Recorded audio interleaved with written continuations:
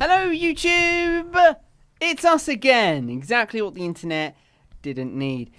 I'm Daniel Moore, and that there is Tommy Larkins. Hello, Dan. Good to see you again this week. How are you? And good to see you too. I'm well. You? Yeah. Just busy, planning out my hobby of making movies. So Which we will show on this very YouTube channel. we will get that uploaded onto here. It's going to be a lot of fun. It's just going to really express my passion for cinema, and I'm happy to get you involved in that as well, Dan. Oh dear, joy.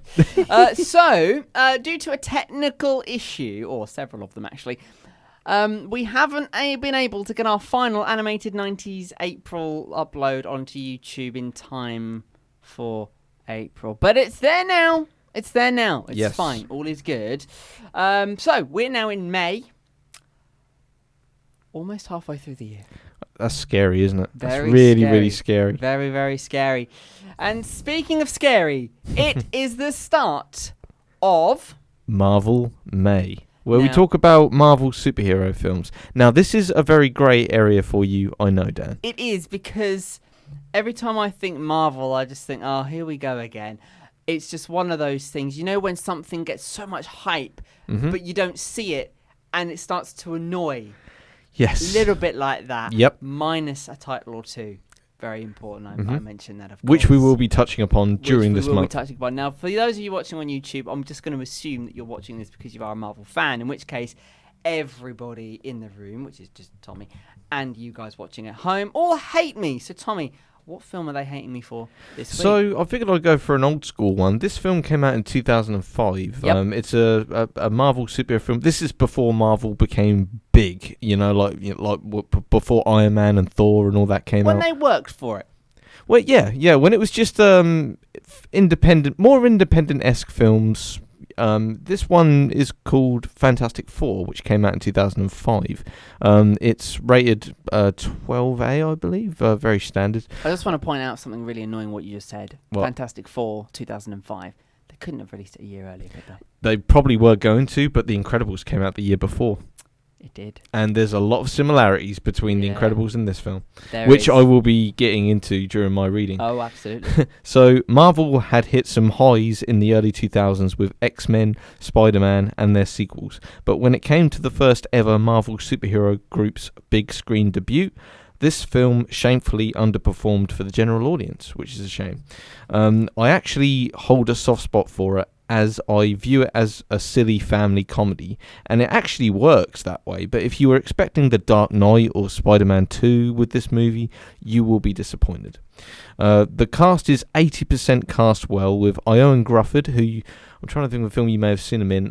Have you seen 102 Dalmatians? Yes. He's the main guy in that, so a familiar face, I'm sure, for Wow. for Disney fans out there. There's a reference you didn't expect to see a link between those two. I Did you? know, it's bizarre.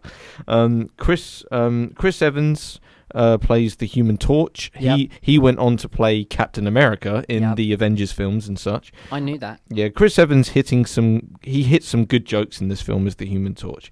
Michael Chiklis, who I believe he starred in a late 90s, early 2000s American TV show called The Shield. I didn't see it, but I believe that's what he became relatively well known for.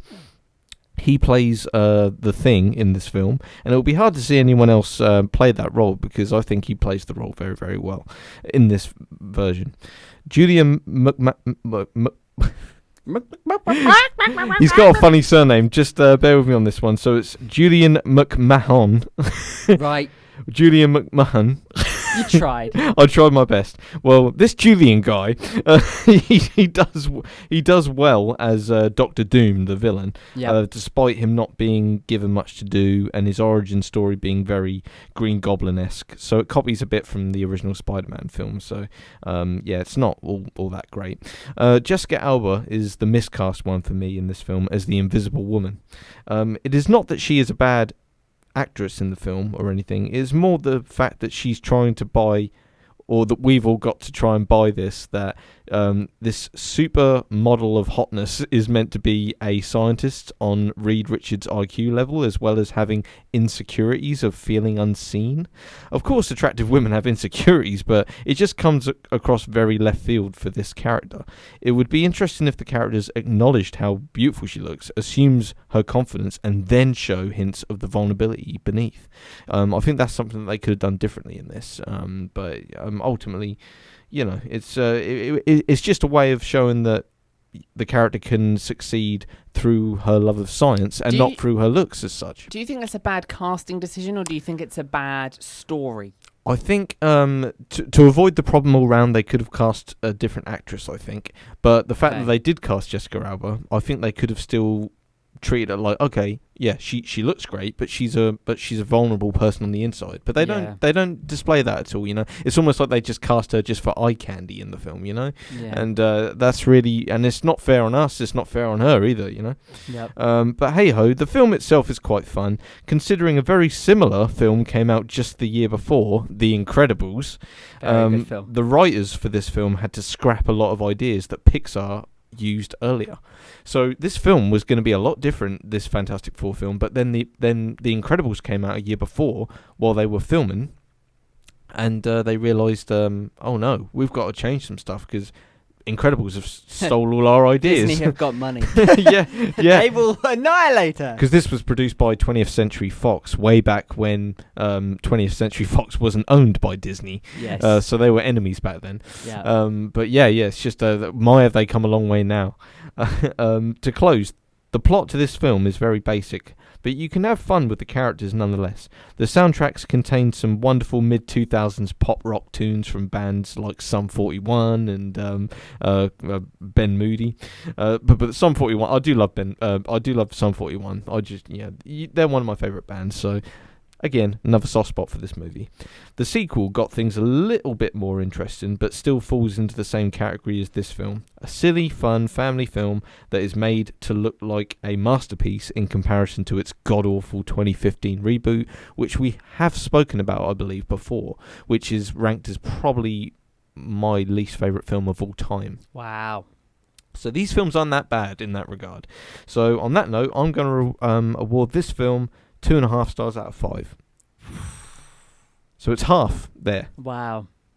Yeah, that's true. Half there. Yes. Not quite. They did though portray it. We're talking about this off camera. They did portray this in SpongeBob, in one of the Mermaid Man and Barnacle Boy episodes that they did. Of course, I would know that. You wouldn't. Yeah, of course, yeah.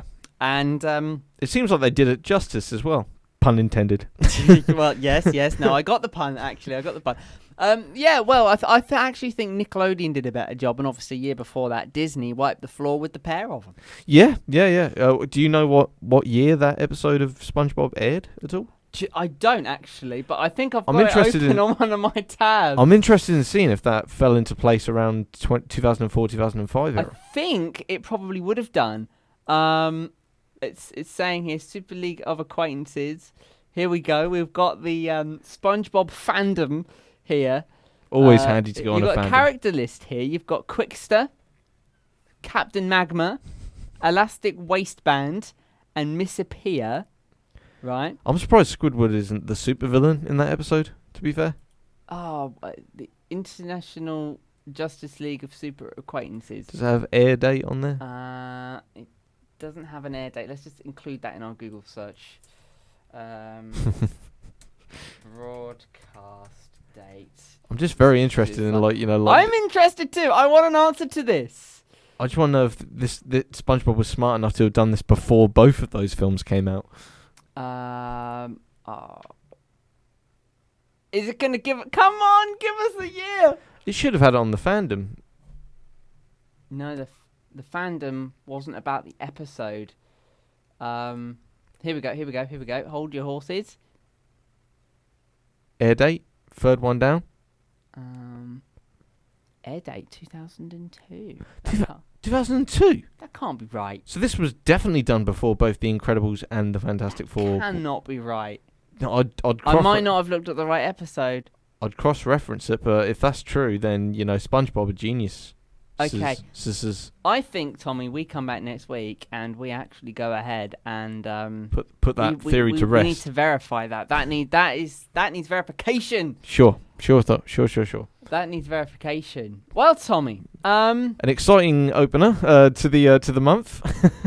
Well, it's good for me because on a month like this, it's your favourite, right? I'm expecting 5-star after 5-star after 5-star. That's what I'm coming in here to expect from you and Marvel. But I've exerted your expectations already. You've by already on week that. 1 have gone, nope, we are not having that. Yep. We're going in properly with this. And for next week, I definitely plan to review a film that I know you have seen, and we can discuss that in great detail. Now that I think I know the one, and if I'm correct, yep, I'm looking forward to it. It's going to be a great one. Yep, it'll be great fun. Right, well, Google's annoying me. Right, so Mr. Tommy Larkins, Marvel May, well and truly kicked off. And we're underway. We're underway. Under May. Hey. We're under May. Hey. You whoop whoop. Woo. Right. Make sure you like, follow, subscribe, all that other fluffy stuff down the bottom here. Leave some comments. The more abuse you give for Tommy, the better. Although I think I'm going to get the brutally abuse today. Actually. Just throw them at both of us. You know, like we're made of steel. You know, we can take this. We've also got a delete button for the ones we don't like. Yeah. And of course, we will be back next week for another one of these amazing movie reviews. I'll catch you then. And don't forget, you can follow this one over on Letterboxd. Yes. Larkins 1995. Feel free to look out for that. Feel free to follow. Welcome. Ciao for now. Take care.